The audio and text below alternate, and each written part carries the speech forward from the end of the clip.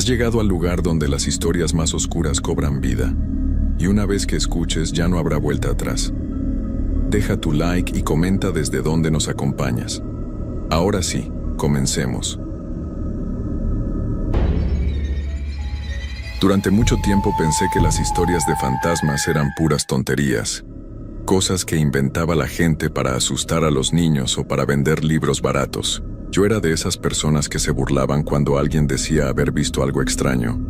Creía firmemente que todo tenía una explicación lógica, que la ciencia podía resolver cualquier misterio. Pero hay cosas en este mundo que van más allá de lo que podemos entender con la razón, cosas que te cambian para siempre. Mi nombre es Roberto Méndez Castillo, y soy de Guadalajara, Jalisco. Tengo 35 años y trabajo como técnico en refrigeración. Soy una persona normal, con una vida normal, pero lo que les voy a contar cambió todo lo que creía saber sobre la realidad. Era el mes de octubre del año pasado cuando mi tío Ernesto me pidió que lo acompañara al cementerio de San Miguel. Este lugar está en las afueras de la ciudad, rodeado de cerros y árboles viejos que parecen estar siempre secos, sin importar la época del año.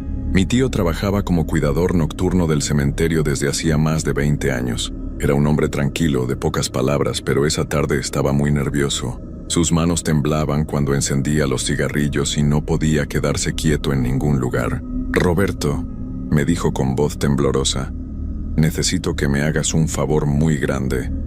Han estado pasando cosas muy raras en el cementerio y ya no puedo estar solo ahí durante las noches». Le pregunté qué tipo de cosas raras, pero él solo movía la cabeza y me decía que era mejor que lo viera con mis propios ojos. «Si te lo cuento, vas a pensar que me estoy volviendo loco», me dijo. «Pero si vienes conmigo, vas a entender por qué necesito ayuda». La verdad es que mi tío nunca me había pedido nada, y se veía realmente asustado. Además, el trabajo extra me vendría bien para completar los gastos del mes. Así que acepté acompañarlo esa misma noche. Llegamos al cementerio a las 8 de la noche. El lugar estaba más silencioso de lo normal. Ni siquiera se escuchaban los grillos o los perros que siempre ladran en las colonias cercanas. Las lápidas se veían diferentes bajo la luz de la luna, como si fueran dientes blancos saliendo de la tierra negra. Mi tío me llevó hasta la casita pequeña donde guardaba sus cosas. Era un cuarto muy sencillo, con una mesa, 2 sillas, una estufa pequeña y una cama angosta donde a veces se quedaba a dormir cuando el trabajo se ponía muy pesado. «Mira, Roberto», me dijo mientras preparaba café, «lo que te voy a contar va a sonar muy loco, pero necesito que me creas. Hace como 2 meses empezaron a pasar cosas que no tienen explicación». Me senté en una de las sillas y esperé a que me contara. Afuera el viento movía las ramas de los árboles y hacía un ruido como de susurros. «Al principio eran solo ruidos», siguió mi tío. «Pasos que se escuchaban entre las tumbas, pero cuando salía a ver, no había nadie. Pensé que serían gatos o perros callejeros. Después empecé a ver luces que se movían por el cementerio. Luces azules, muy pálidas, que flotaban entre las cruces. Cuando trataba de seguirlas, siempre desaparecían». Mi tío tomó un trago de café y siguió hablando con voz cada vez más baja. «Pero lo peor empezó hace 3 semanas.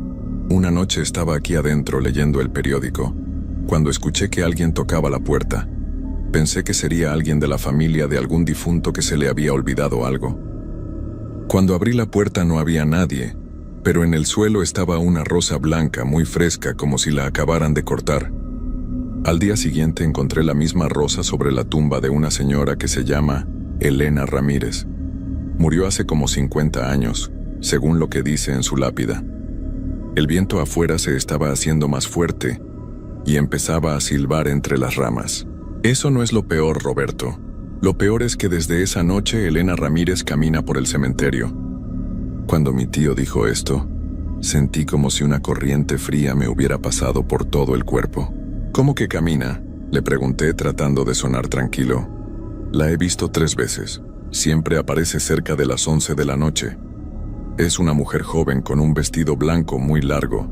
Camina muy despacio entre las tumbas como si estuviera buscando algo.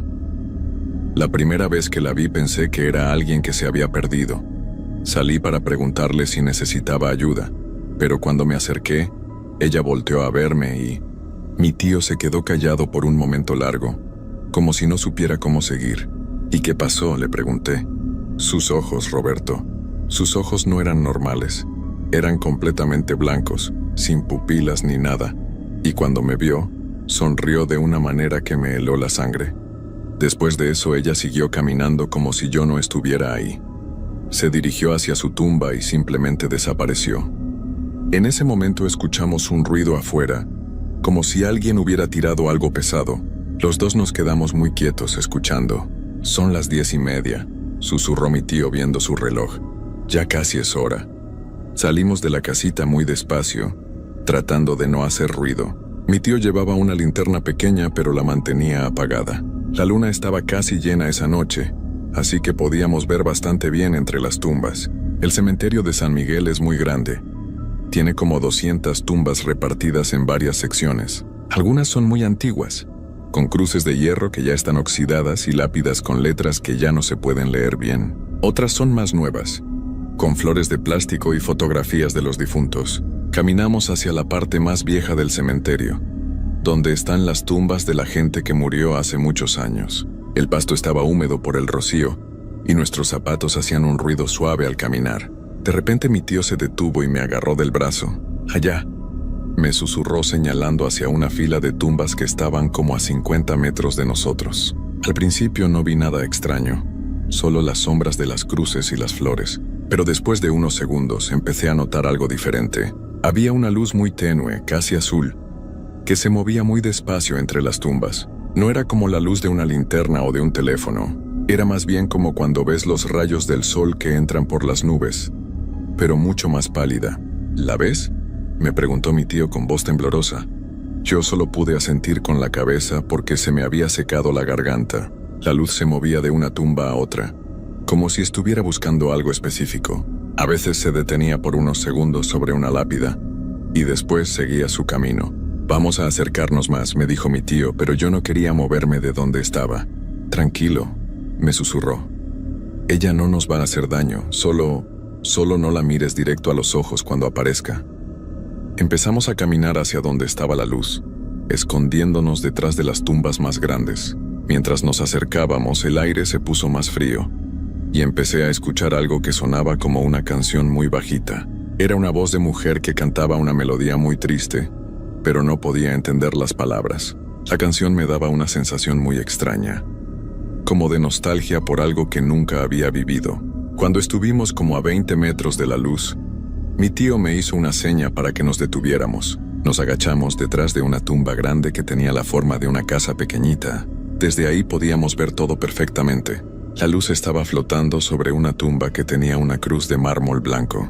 En la base de la cruz había letras doradas que decían: Elena Ramírez de Santos, 1930-1952.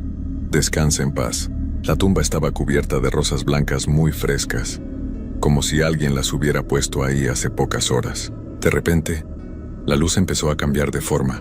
Primero se hizo más grande, después empezó a tomar la silueta de una persona. Lo que vi después me va a acompañar hasta el día que me muera.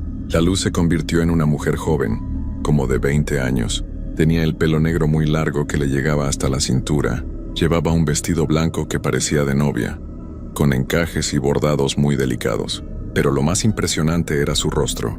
Era muy hermoso, pero tenía una palidez que no era natural. Su piel parecía de porcelana, tan blanca que casi brillaba bajo la luz de la luna. Elena, porque estaba seguro de que era ella, se quedó parada junto a su tumba por unos minutos. Movía los labios como si estuviera hablando con alguien, pero nosotros no podíamos escuchar lo que decía.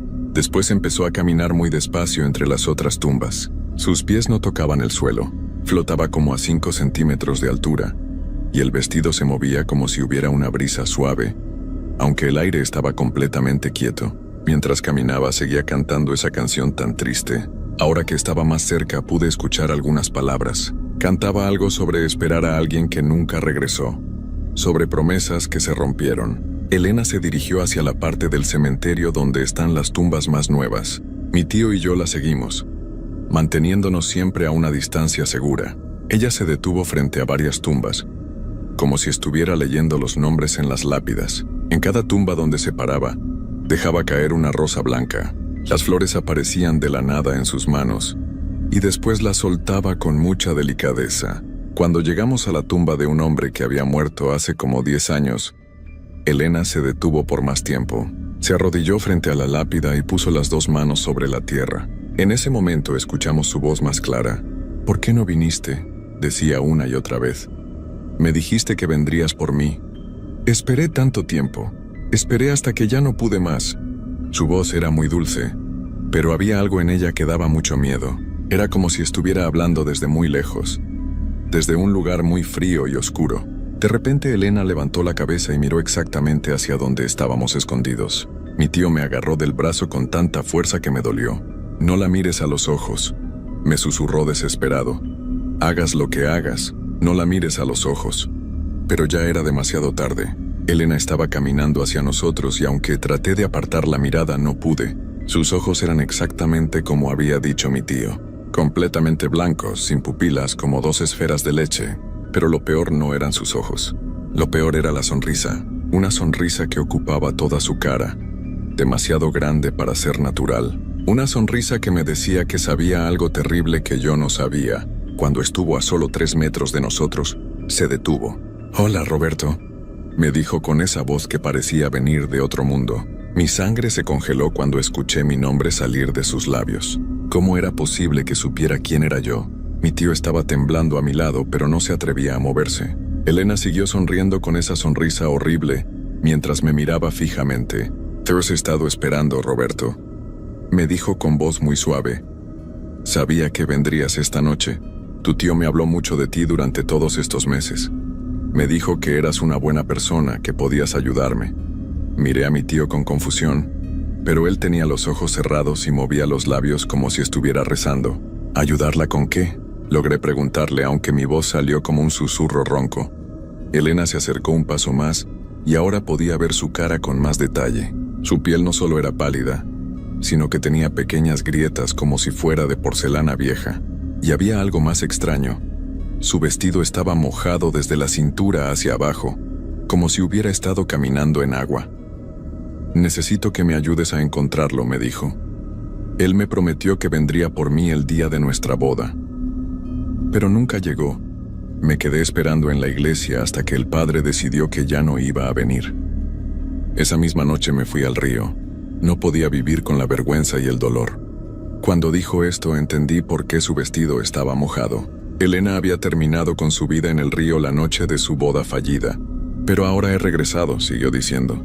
«Y sé que él también está aquí en algún lugar del cementerio. Solo necesito que alguien me ayude a buscarlo. Alguien que esté vivo y pueda ver lo que yo no puedo ver». Mi tío finalmente abrió los ojos y me miró con una expresión de terror que nunca había visto antes. «Roberto», me susurró, «no hagas lo que te pida, por favor». Pero Elena escuchó lo que dijo mi tío, y su sonrisa se hizo aún más grande. «Tu tío no entiende», me dijo. «Él tiene miedo porque no sabe lo que es el amor verdadero. Pero tú sí, ¿verdad, Roberto? Tú tienes novia. Tú sabes lo que se siente amar a alguien con toda el alma». Esto me sorprendió mucho porque era cierto que tenía novia, pero nunca le había hablado de ella a mi tío, al menos no que yo recordara. «Si tu novia desapareciera de repente», siguió Elena, «¿no harías todo lo posible por encontrarla? ¿No buscarías en todos lados hasta dar con ella?» «Eso es exactamente lo que estoy haciendo. Solo quiero encontrar a mi prometido para poder descansar en paz». La lógica de Elena parecía razonable, pero había algo en su voz que me decía que no era tan simple como ella lo hacía parecer. «¿Cómo se llama él?», le pregunté. «Miguel Santos», me respondió inmediatamente. «Era muy guapo, con ojos verdes y cabello castaño. Trabajaba en la hacienda de la familia Rodríguez». Nos íbamos a casar el 15 de septiembre de 1952. Todo estaba listo, la iglesia, la fiesta, mi vestido. Elena se tocó el vestido con las manos y por un momento pareció perderse en sus recuerdos. Pero algo pasó esa mañana. Miguel no llegó a la iglesia y tampoco regresó a la hacienda. Todos dijeron que se había ido del pueblo, que me había abandonado. Pero yo sé que eso no es cierto. Miguel me amaba de verdad. Algo malo le pasó, estoy segura. Mi tío me jaló de la manga y me susurró al oído: «Roberto, no le creas nada. Ella no quiere encontrarlo para descansar en paz. Quiere encontrarlo para llevárselo con ella». Elena escuchó lo que dijo mi tío, y su expresión cambió completamente. Ya no sonreía. Su cara se puso muy seria y sus ojos blancos parecían brillar con una luz fría. Tu tío no sabe de lo que habla, dijo con voz muy dura. Él nunca ha amado a nadie de verdad. Pero tú me vas a ayudar, ¿verdad, Roberto? Porque si no lo haces, nunca podrás salir de aquí. Cuando dijo esto, miré hacia la salida del cementerio y me di cuenta de algo terrible. La puerta de hierro que habíamos dejado abierta cuando entramos ahora estaba cerrada. Y no era solo eso. Alrededor de todo el cementerio había aparecido una especie de niebla gris muy espesa. No podíamos ver nada más allá de las tumbas. Era como si el cementerio se hubiera separado del resto del mundo. ¿Qué hiciste?, le pregunté a Elena, tratando de controlar el pánico que sentía. No hice nada malo, me respondió con esa sonrisa horrible otra vez. Solo me aseguré de que no te fueras antes de ayudarme. El cementerio va a permanecer cerrado hasta que encuentres a Miguel. Pueden ser horas, días, semanas, el tiempo que sea necesario.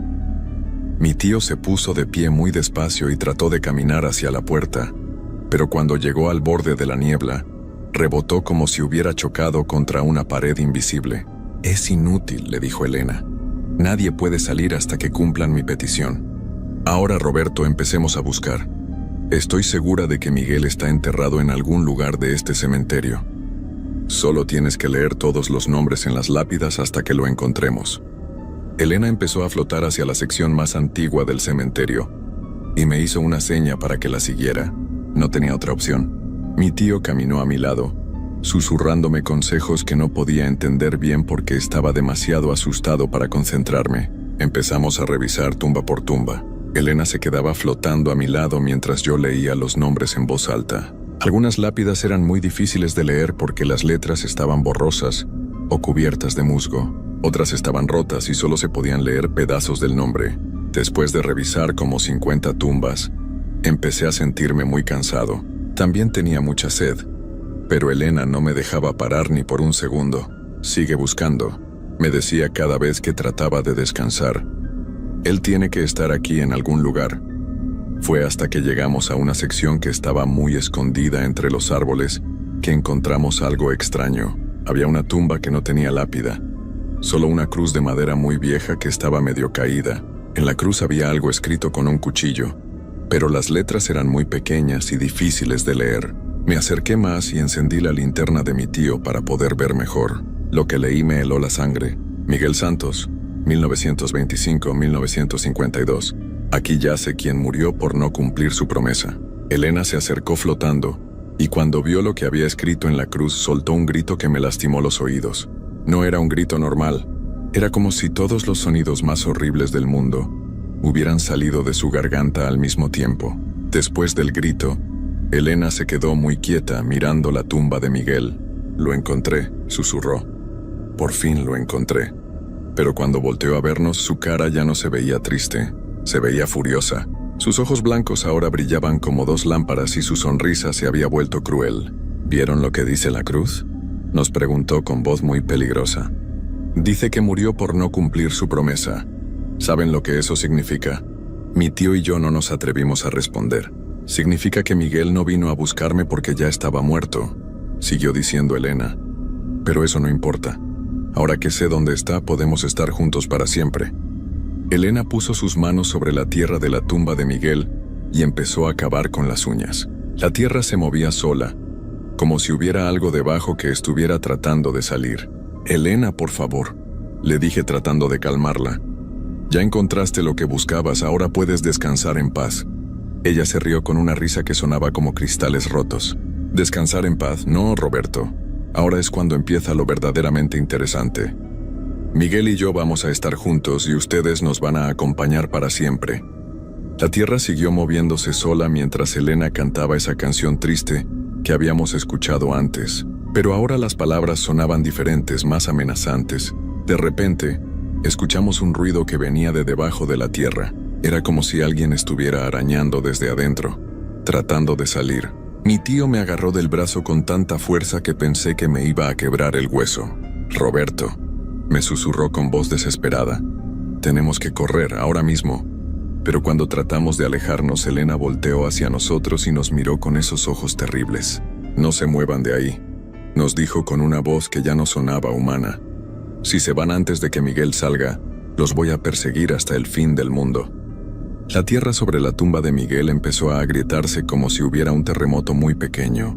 Las grietas se hicieron más grandes y de ellas empezó a salir un olor muy feo, como a comida podrida. Elena se veía cada vez más emocionada mientras esperaba. Sus ojos blancos brillaban con una luz que me lastimaba la vista. «Ya viene», susurró. «Ya viene mi Miguel querido». De repente una mano muy pálida salió de la tierra, después otra mano, y finalmente la cabeza. Lo que salió de esa tumba no era Miguel Santos, no era ninguna persona. Era algo que había sido persona hace mucho tiempo, pero que ahora era otra cosa completamente diferente. Su cara estaba completamente descompuesta, con pedazos de piel colgando como trapos viejos. Sus ojos eran dos huecos negros y vacíos. Su ropa estaba hecha pedazos y cubierta de tierra y gusanos. Pero Elena lo miraba como si fuera la cosa más hermosa del mundo. «Miguel, mi amor», le dijo con voz muy dulce. «Por fin estamos juntos otra vez». La cosa que había sido Miguel Santos se puso de pie muy despacio. Cuando estuvo completamente fuera de la tumba, caminó hacia Elena con movimientos muy raros, como si fuera un títere manejado por hilos invisibles. Elena corrió hacia él y lo abrazó con mucha fuerza. «Ahora ya nunca nos vamos a separar», le dijo mientras lo besaba en lo que quedaba de su cara. Pero Miguel no le respondió con cariño. En lugar de eso, puso sus manos alrededor del cuello de Elena y empezó a apretarlo. Elena trató de gritar, pero no podía porque él la estaba ahorcando. Sus ojos blancos se pusieron más grandes y brillantes mientras trataba de zafarse. «Miguel, ¿qué estás haciendo?», logró susurrar. «Soy yo, Elena, tu prometida». Pero la cosa que había sido Miguel no paró. Siguió apretando hasta que Elena dejó de moverse. Cuando terminó, la soltó y el cuerpo de Elena cayó al suelo como un muñeco roto. Por un momento pensé que todo había terminado, que Elena había desaparecido para siempre. Pero me equivoqué. Elena se levantó otra vez, pero ahora se veía diferente. Su vestido blanco se había vuelto gris y sucio. Su piel pálida ahora tenía manchas oscuras como moretones viejos. Y sus ojos blancos ahora estaban rodeados de círculos negros. «Ahora entiendo», le dijo a Miguel con una sonrisa muy fea. «Tú también tienes hambre». Miguel asintió con la cabeza y los dos voltearon a vernos. «Es hora de cenar», dijo Elena. Mi tío y yo empezamos a correr hacia la salida del cementerio, pero la niebla seguía ahí. No importaba hacia dónde corriéramos. Siempre terminábamos en el mismo lugar. Elena y Miguel nos seguían muy despacio, como si supieran que no teníamos a dónde ir. «No pueden escapar», gritaba Elena. «Este cementerio ahora es nuestro hogar y ustedes van a quedarse aquí con nosotros». Corrimos entre las tumbas durante lo que pareció horas. Mi tío se tropezó varias veces y yo tuve que ayudarlo a levantarse. Cada vez estaba más cansado y respiraba con mucha dificultad. «Roberto», me dijo cuando paramos a descansar detrás de una tumba grande, «yo ya no puedo más. Déjame aquí y sigue corriendo». «No», le respondí, «no te voy a abandonar». Pero mientras hablábamos, Elena y Miguel aparecieron detrás de nosotros. «¿Ya se cansaron de correr?», preguntó Elena. «Qué bueno, porque nosotros también nos cansamos de perseguirlos». Miguel se acercó a mi tío y lo levantó del suelo como si no pesara nada. Mi tío gritó y trató de zafarse, pero Miguel era mucho más fuerte. «Roberto», me gritó mi tío, «corre, sal de aquí y nunca regreses». Pero yo no podía moverme. Estaba paralizado de terror viendo cómo Miguel llevaba a mi tío hacia su tumba abierta. Elena se me acercó y puso su mano fría en mi mejilla. «No te preocupes», me dijo con voz muy suave. «No va a doler mucho. Y después vamos a ser una familia muy feliz. Tú vas a ser el hermano que nunca tuve, y tu tío va a ser nuestro padre. Vamos a estar juntos para siempre, jugando entre las tumbas, cantando canciones tristes, esperando a que lleguen más visitantes». Eso fue hace 3 años. Desde entonces, mi tío y yo vivimos en el cementerio de San Miguel. Durante el día dormimos bajo la tierra, en tumbas que Elena preparó especialmente para nosotros. Durante la noche salimos a caminar entre las lápidas esperando a que llegue alguien nuevo. Elena y Miguel se ven muy felices ahora. Pasan los días contándose historias de cuando estaban vivos y planeando lo que van a hacer con los próximos visitantes. A veces vienen familias a visitar a sus difuntos. A veces vienen jóvenes que quieren asustarse un poco explorando el cementerio. A veces vienen personas como yo, que no creen en fantasmas. Elena siempre encuentra la manera de convencerlos para que se queden. Unas veces usa la historia de amor triste, Otras veces finge necesitar ayuda, y cuando nada más funciona, usa la niebla para que no puedan escapar. Mi tío ya no habla mucho. La mayor parte del tiempo se queda sentado en su tumba, mirando hacia la nada. A veces lo escucho llorar muy bajito, pero cuando trato de consolarlo, él me mira como si no me reconociera. Yo todavía recuerdo mi vida de antes. Recuerdo mi trabajo, mi casa, mi novia. Pero cada día esos recuerdos se vuelven más borrosos, como fotografías viejas que se van decolorando. Elena dice que es normal, que pronto voy a olvidar todo y voy a ser completamente feliz aquí.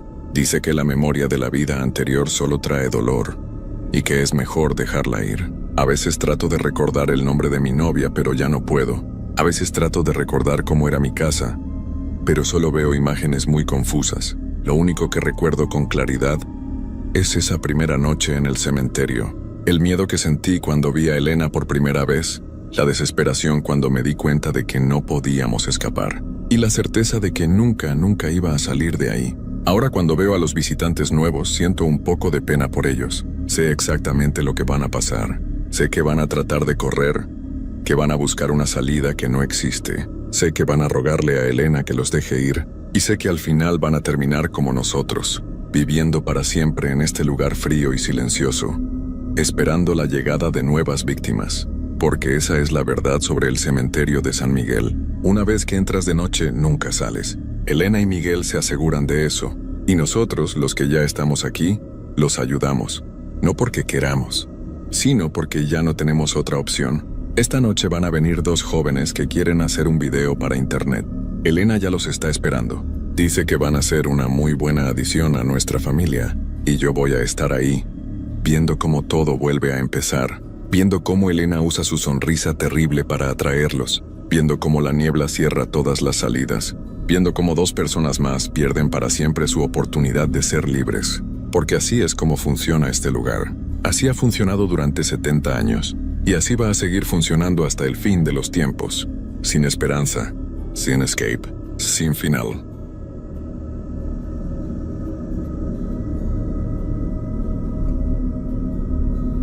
Hay eventos que desafían toda lógica y que nos recuerdan que existe algo más allá de lo que nuestros ojos pueden ver.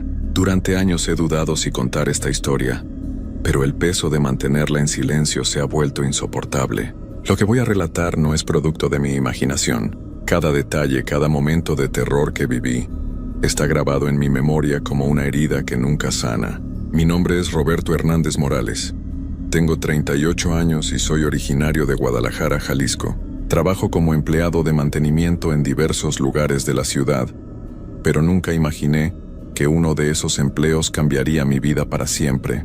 Todo comenzó en octubre del año pasado, cuando conseguí trabajo como cuidador nocturno del cementerio San Miguel, uno de los más antiguos de la ciudad. Era un empleo bien pagado, aunque nadie duraba mucho tiempo en ese puesto.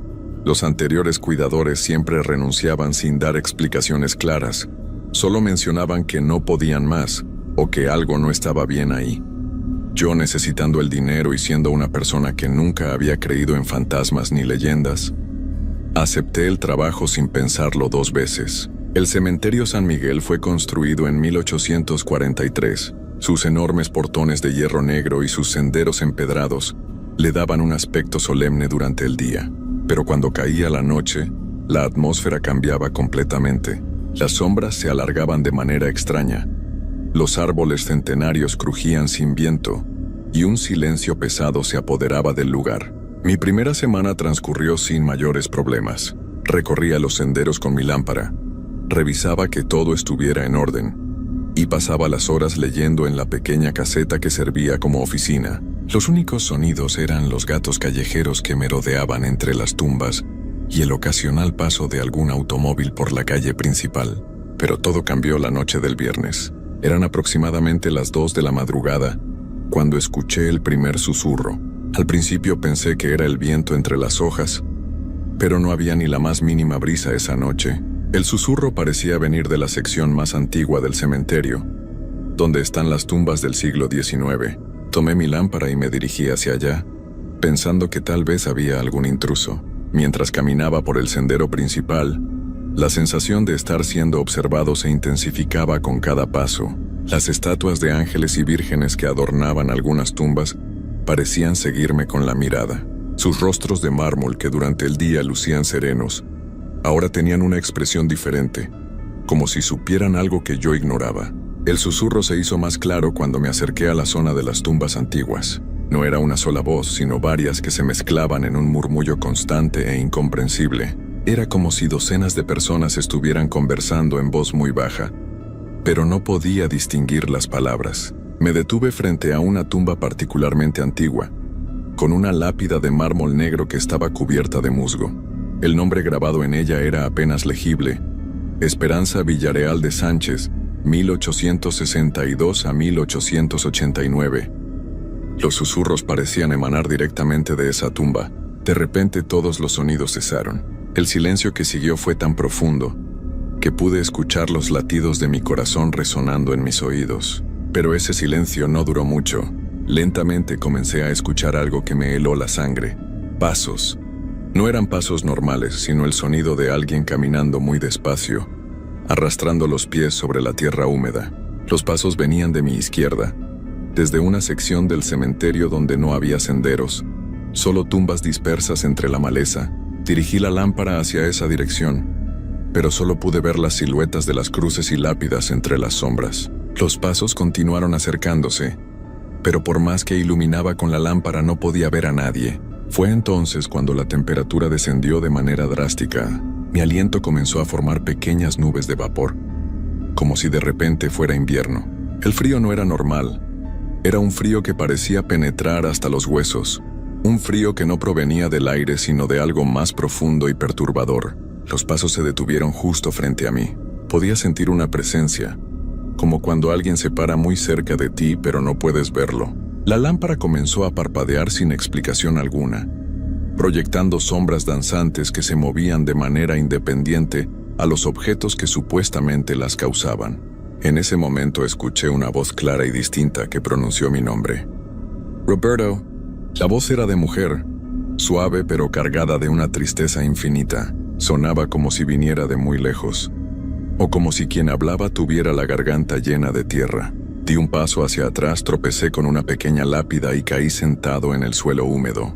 La lámpara se me cayó de las manos y se apagó completamente, dejándome en la oscuridad más absoluta. «Roberto, ayúdame». La voz sonó nuevamente, esta vez más cerca, como si alguien se hubiera inclinado para susurrarme al oído. Podía sentir un aliento helado rozando mi cuello. Busqué desesperadamente la lámpara en la oscuridad, mis manos temblando tanto por el miedo como por el frío sobrenatural que me rodeaba. Cuando finalmente la encontré y logré encenderla, el haz de luz iluminó algo que nunca olvidaré. A unos 3 metros de donde estaba, había una figura femenina de pie entre las tumbas. Era translúcida como hecha de niebla blanca, pero podía distinguir claramente sus rasgos. Era una mujer joven, de unos 27 años, vestida con un traje de época del siglo XIX. Su cabello largo y oscuro flotaba alrededor de su rostro como si estuviera bajo el agua, pero lo que más me impactó fueron sus ojos. Estaban completamente negros como 2 pozos sin fondo. La figura me miró directamente y extendió una mano hacia mí, como pidiendo ayuda. Su boca se movía, pero las palabras que escuchaba no coincidían con el movimiento de sus labios. «No puedo descansar. Él me lo impide. Está aquí. Siempre está aquí». La aparición comenzó a desvanecerse lentamente, pero antes de desaparecer por completo, señaló hacia una sección del cementerio que yo no había explorado antes. Era un área apartada, rodeada por árboles enormes que formaban una especie de círculo natural. Cuando la figura se desvaneció completamente, la temperatura volvió a la normalidad y los sonidos nocturnos habituales regresaron. Los grillos cantaban nuevamente y pude escuchar el tráfico lejano de la ciudad. Me quedé ahí sentado durante varios minutos, tratando de procesar lo que había experimentado. Parte de mí quería convencerme de que había sido una alucinación, producto del cansancio o de algún gas que se filtraba desde las tumbas antiguas, pero no podía negar lo que había visto y sentido. Regresé a la caseta y pasé el resto de la noche revisando los registros históricos del cementerio que guardaban en un viejo archivero. Busqué información sobre Esperanza Villareal de Sánchez y encontré su expediente. Según los documentos, Esperanza había sido la esposa de don Aurelio Sánchez, un comerciante adinerado de la época. Había fallecido a los 27 años en circunstancias que el documento describía como misteriosas. El reporte mencionaba que había sido encontrada en su habitación una mañana, sin signos aparentes de enfermedad o trauma. Pero lo que más me llamó la atención fue una nota manuscrita en el margen del documento, escrita con una tinta diferente y una caligrafía más reciente. Decía: quinta víctima, patrón sospechoso, investigación suspendida por orden superior. ¿Quinta víctima? ¿Víctima de qué? Seguí buscando entre los documentos y encontré otros expedientes de mujeres jóvenes que habían fallecido en circunstancias similares durante la misma época. Todas eran esposas de hombres prominentes de la sociedad guadalajareña del siglo XIX. Todas habían sido encontradas muertas en sus casas sin explicación médica aparente, y todas estaban enterradas en el mismo cementerio San Miguel. Los nombres me dieron escalofríos: Carmen Aguirre de López, Isabel Martínez de Herrera, Dolores Ramírez de Castillo y Ana Sofía Torres de Mendoza. 5 mujeres jóvenes, 5 muertes misteriosas, 5 tumbas en el mismo cementerio. Cuando amaneció y llegó mi reemplazo del turno diurno, no le mencioné nada de lo ocurrido. ¿Cómo podía explicarle que había visto a un fantasma y que estaba investigando muertes de hace más de 100 años? Me fui a casa con más preguntas que respuestas, pero sabía que esa noche había sido solo el comienzo de algo mucho más grande y aterrador. Durante todo el día no pude quitarme de la cabeza la imagen de Esperanza y su súplica desesperada. Había señalado hacia esa sección apartada del cementerio antes de desvanecerse, como si ahí estuviera la respuesta a su tormento. Esa noche regresé al trabajo con una mezcla de miedo y determinación. Llevé una lámpara extra y una cámara vieja que tenía en casa, pensando que tal vez podría capturar alguna evidencia de lo que estaba experimentando. Durante las primeras horas de mi turno, todo permaneció en calma. Hice mis rondas habituales. Revisé las puertas del osario principal y me aseguré de que los portones estuvieran bien cerrados. Pero alrededor de la medianoche, las cosas comenzaron a cambiar nuevamente. Primero fueron los susurros, más intensos que la noche anterior. Esta vez pude distinguir algunas palabras sueltas: búscalo, está escondido, no nos deja ir. Las voces ya no venían solo de la tumba de Esperanza, sino de varias direcciones diferentes. Era como si todas las mujeres enterradas en esas tumbas antiguas estuvieran tratando de comunicarse conmigo al mismo tiempo. Armándome de valor, me dirigí hacia la sección del cementerio que Esperanza había señalado la noche anterior. Era un área que durante el día parecía normal, pero en la oscuridad tenía algo perturbador. Los árboles formaban un círculo casi perfecto alrededor de varias tumbas muy viejas, y sus ramas se entrelazaban de tal manera que creaban una especie de techo natural que bloqueaba la luz de la luna. Al entrar en ese círculo de árboles, inmediatamente sentí que algo estaba mal. El aire era más pesado, como si tuviera una consistencia diferente. Mis pasos sonaban amortiguados, como si caminara sobre una alfombra gruesa en lugar de tierra. En el centro del círculo había una tumba que no tenía lápida, ni ningún tipo de identificación. Era solo un montículo de tierra cubierto por piedras dispuestas de manera irregular. Parecía mucho más antigua que las demás, como si hubiera estado ahí desde antes de que se estableciera oficialmente el cementerio. Mientras examinaba esa extraña sepultura, comencé a escuchar algo que me hizo temblar. Eran golpes sordos que venían de abajo, como si alguien estuviera golpeando la tapa de un ataúd desde adentro. Los golpes eran rítmicos: 3 golpes, pausa, 3 golpes, pausa. Me alejé instintivamente de la tumba, pero los golpes se intensificaron. De repente, las 5 apariciones se manifestaron simultáneamente alrededor del círculo de árboles. Esperanza, Carmen, Isabel, Dolores y Ana Sofía estaban ahí, todas vestidas con los trajes de época en los que habían sido enterradas. Sus rostros mostraban una angustia terrible, y todas señalaban hacia la tumba sin identificar en el centro. «Él está ahí», dijeron al unísono, sus voces creando un eco fantasmal que parecía multiplicarse entre los árboles. «Él nos quitó la vida y ahora nos mantiene atadas a este lugar. No podemos partir mientras él permanezca aquí». Entonces comprendí la horrible verdad. Esas 5 mujeres no habían fallecido por causas naturales o misteriosas. Habían sido víctimas de alguien y ese alguien estaba enterrado en esa tumba sin nombre en el centro del círculo. ¿Quién es él?, pregunté en voz alta, sorprendiéndome de mi propia valentía. Don Edmundo Vázquez, respondió Esperanza con una voz que parecía venir del más allá. Él era médico, tenía acceso a nuestras casas, nos envenenaba lentamente, tan despacio que nadie sospechaba. Disfrutaba viendo cómo nos debilitábamos, cómo suplicábamos por nuestra salud. Las autoridades comenzaron a sospechar, continuó Carmen, pero él tenía contactos poderosos, dinero para comprar silencios. Cuando la investigación se acercaba demasiado a él, fingió su propia muerte y se hizo enterrar aquí, en una tumba sin marcas. Pero no estaba muerto, agregó Isabel con voz llena de dolor. Se enterró vivo, con provisiones suficientes para varios días. Había cavado túneles secretos que conectaban con el osario principal. Planeaba escapar después de que la investigación se enfriara. ¿Qué pasó entonces?, pregunté, aunque parte de mí ya sabía la respuesta. Los túneles se colapsaron, respondió Dolores.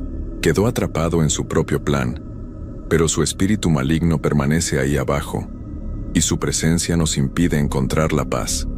Estamos condenadas a vagar por este cementerio hasta que alguien lo libere a él o nos libere a nosotras. Los golpes desde abajo se intensificaron, como si la entidad enterrada hubiera escuchado la conversación. De repente, la tierra sobre la tumba sin nombre comenzó a moverse, como si algo estuviera tratando de salir desde adentro. Las apariciones comenzaron a desvanecer lentamente. «No dejes que escape», me suplicó Esperanza antes de desaparecer. «Si sale de ahí, volverá a hacerle daño a otras mujeres. Pero si te quedas aquí, él tratará de poseerte para usar tu cuerpo y escapar». «¿Qué debo hacer?», grité desesperado, pero ya era demasiado tarde. Las 5 mujeres habían desaparecido, dejándome solo con esa cosa que se agitaba bajo la tierra. La superficie de la tumba se agrietó y pude ver una mano esquelética asomándose entre la tierra. No era una mano normal. Los huesos tenían un color amarillento enfermizo y parecían brillar con una luz siniestra. Corrí hacia la salida del círculo de árboles, pero me di cuenta de que algo había cambiado. Los árboles parecían haberse movido, cerrando el paso que había usado para entrar. Estaba atrapado en ese círculo con lo que fuera que estaba emergiendo de esa tumba maldita. Detrás de mí escuché un sonido horrible. Era como si alguien estuviera respirando con los pulmones llenos de tierra húmeda.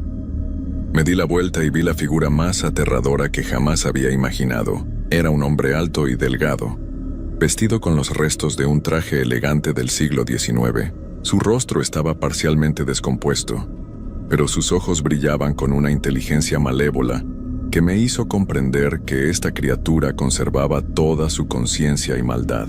«Gracias por liberarme», dijo con una voz que sonaba como el roce de huesos secos. «He esperado tanto tiempo para salir de esa prisión de tierra y piedra». Se acercó a mí lentamente, y pude oler el horrible aroma a muerte y putrefacción que emanaba de él. «Ahora necesito un cuerpo nuevo, uno joven y fuerte. El tuyo servirá perfectamente». Traté de correr nuevamente, pero mis piernas no me respondían. Era como si una fuerza invisible me mantuviera inmóvil mientras esa abominación se acercaba cada vez más. Extendió sus manos huesudas hacia mí, y pude sentir un frío terrible comenzando a invadir mi cuerpo.